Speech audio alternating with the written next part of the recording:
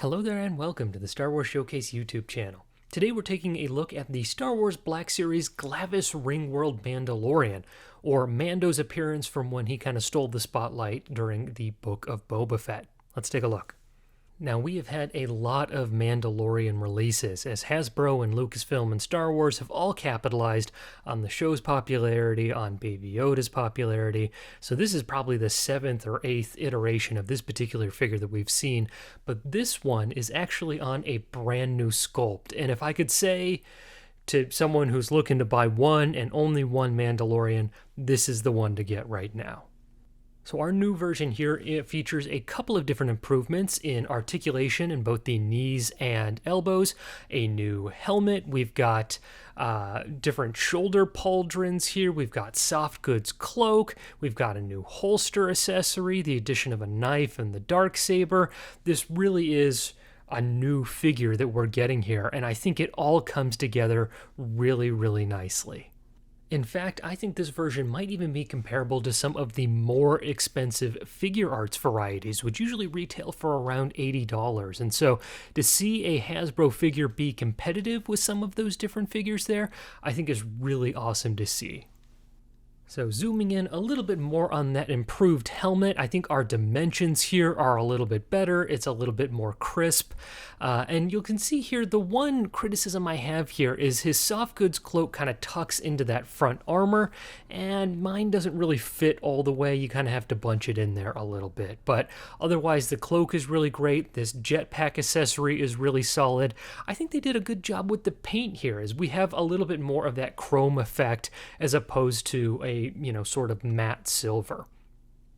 The holster accessory here is also new for this figure, and Mando's pistol has received a little bit of extra love here, as it is still certainly the same weapon, but the handle has a little bit of like a wood grain effect to it, which is certainly cool to see, and it fits very nicely in this trigger figure hand that he has. You've got really good articulation in the wrist to do a lot of different aiming poses here, and so a big fan of the improvements being made for our pistol.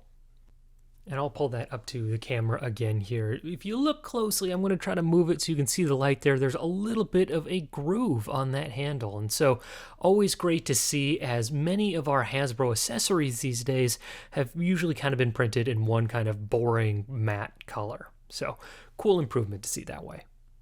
The soft goods cloak is really nice. It drapes over that shoulder well. We've got some kind of battle damage worn effects on it.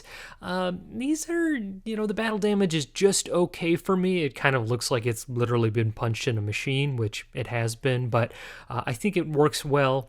The darksaber, of course, is always cool to look. From my understanding, this one is pretty indistinguishable from our other versions, so nothing changing there, but it was already good to start with. In the back here, we've got a couple of pegs for our jetpack to fit. It looks like there is still a peg for his rifle above the two slots where the jetpack would slide in underneath his shoulders. He does not come with a rifle, so I don't know if that's a carryover from our original Mandos or just an oversight.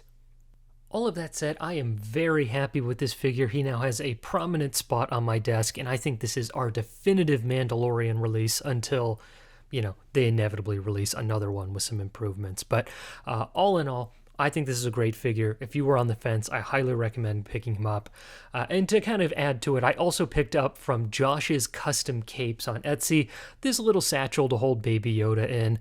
I know at this point Baby Yoda has the little pram that he rides around in, but I was always partial to like the Trader Joe's canvas bag sort of approach. And so certainly not canon. We do not see Mando decked up like this, but this is the goofy way I like to have him displayed. So let me know your thoughts down in the comments below, what your thoughts are on this Glavis Ringworld Mando appearance here, if you agree with my sentiments, or if you think there's another Mando figure that does it better.